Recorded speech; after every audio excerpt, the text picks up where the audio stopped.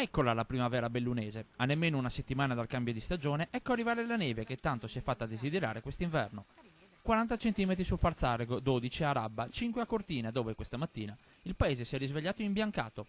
Niente di eccezionale per il clima dolomitico, ma una nevicata a 10 giorni dalle feste pasquali può essere un'ottima spinta per il settore turistico. È un fantastico regalo primaverile, è certamente un invito a sciare a Pasqua.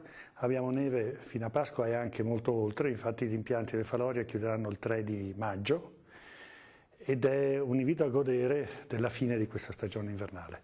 Mentre la stagione sciistica in diversi comprensori è destinata a chiudersi nei giorni di Pasqua, nella Regina si continuerà a sciare almeno per tutto il mese di aprile.